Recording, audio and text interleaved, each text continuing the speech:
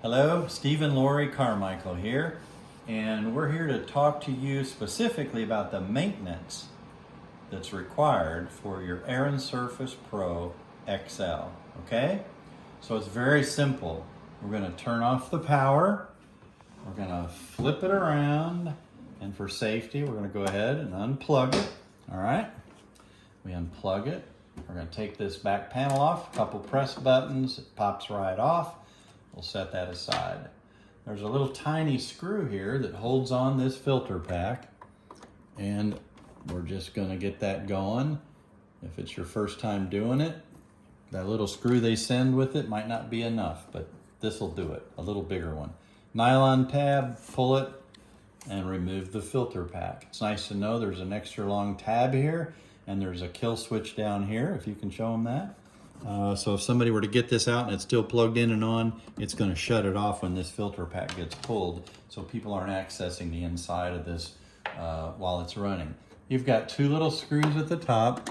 They're a little bigger than that filter pack screw, and we'll get those out. You make sure to press in good so you don't strip the head. They're pretty good screws, I've found, but if you're not used to using a Phillips screwdriver, you got to put in a little pressure on it. And so we'll take those out, and that's basically just 3 screws that we've taken out. The little one on the filter pack and the 2 on this top panel. We'll show you what we're going to do with that in a moment.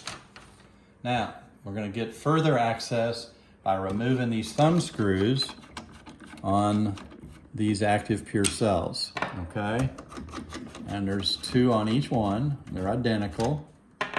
And in the process of doing this, you're also going to learn, well, how do you change out these cells after 1 year? And by the way, if you happen to drop one of these screws like I just did into this little trough on the cell like that, the ends are blocked off, so you're not going to cause any problems. So it's good to know if you pull them off the threads and then tilt it forward, and you'll find it easier to come out. The electricity is into this Molex pin here. There's a little pin on top. You got to push down on the pin and pull it out. Same up here. Here, I'm going to get this out of the way though. Rock it forward, bring it out, push down that clip. You got to kind of wiggle and pull. Okay? So we'll get to those next. Get your fuzzy attachment, all right? And you can back off whatever you can reach, okay? You can even get in there and get that ionizer radar looking thing and back it off. And you can use this down here, but you might find it also you might need this. If you want to get back in there and just vac out whatever you can get, whatever you can see. And whatever the vac and that fuzzy brush attachment don't get, well, you can put a little water on a paper towel and you can get these little cracks and whatnot. Depends on what kind of a cleaning nut you are, if you're OCD. So in the top here, you can see there's a fan. Are you able to see that turning? Mm-hmm. Okay, so same thing. You can use the brush, to vac off those fins and roll it forward, back it off, roll it forward, back it off, vac off on the inside. Same thing with the paper towel. If you see any stuff you want to get rid of, get rid of it. A little bit of moisture, dry it off with a dry paper towel. So that's really it from the maintenance standpoint. So all we're going to do here is we're going to reverse the process. So we're going to throw this guy in first. And you got to put the bottom in first. It's just a lot easier. All right, we'll put those there, and we'll get these thumb screws started again. I know this is the exciting part. Watch the same thing over and over, but you see it, and then you can do it, and guess what? Then you can teach it, all right? And we're just gonna take this and put him there, and then we'll grab the other cell. Oh, by the way, you can also, you don't usually see much on these, but you can vac these off too. You're not gonna hurt it, okay? Just so you know, if you see stuff on there, vac it off. Again, the bottom butt in first, and rock it forward, put it over those, and we'll get our thumb screws on this one. And again, they just have to be hand tightened. You don't have to put a screwdriver to these. It's just not necessary. And then when you go to clean it the next time, you'll just take these off lickety split. And again, we'll reconnect our Molex pin, put it into the 2 holes, click in place. All right. Now, filter pack, again, this is simply vacuuming it off carefully. You know, this thing's gonna last you a year if you take good care of it. And the filter pack, again, 2 tabs at the bottom. It just goes back into place. Pop it in, and then we're gonna put our little screw back in. You don't have to have this screw in, but you could do like I do, set it someplace on our units that we run here in the home, and then you'll never find it again.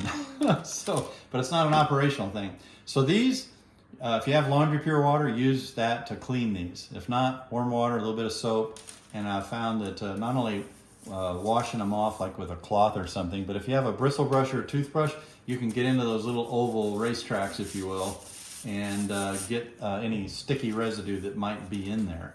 And so to put this back on, you know, just lay it back on top. Pretty much just sits in the top. And then you've got 2 screws. We'll put those back in, and they go right here. And you know, make sure you're putting it, you have some light, because if I've seen at least one person who put the screws in on these little clips, and it really kind of messes them up when you do that. So get those back in the right spot, and that holds on your top panel. All right, so that's just snugged down, not super tight. Same with that one. And then this panel, of course, easiest one of all, 2 tabs at the bottom, snaps into place. And then we're gonna put our power back to it. I hear it beep, so I know I've got power to the unit. And we're gonna check it, make sure we're okay. Turn it on. I can see my cell light is blue and solid. I can see the ionizer light is blue and solid. I can see I'm on fan speed 3, and both of my cells are working, ActivePure ×2. So that's pretty much it. The last thing I'll leave you with is that if there's a blinking cleaning light, the unit does not know if it needs to be cleaned. Okay, and if you just cleaned it and it's still blinking, it's simply because you need to reset it. In order to reset that blinking cleaning light, it's just a little yellow broom, like a little broom. You just, on this reset button, just lay a finger pad or a thumb pad on there. Takes about 3 seconds, and hear a little beep, and then that flashing light will go out. With the cell light, if you've changed your cells or taken them out and cleaned them, put them back in, and that cell light's blinking red, then you probably don't have one of those electrical Molex pins in the proper spot. But when that cell light starts blinking blue, that's your clue to call Steve and Lori or whoever introduced you to this technology and get a new cell ordered, because soon that'll start blinking red, and that means your cells are dead and you're losing the most important technology. So you've made a great investment in a properly, thoroughly vetted and verified technology, so be sure to take good care of it. All right, I hope this is helpful. We'll probably do some other videos, and be sure to watch the operational video on this. It's only been out about 1.5 years, and I hope this is helpful. So thanks to Lori, my camera gal, and you be blessed. Thank you.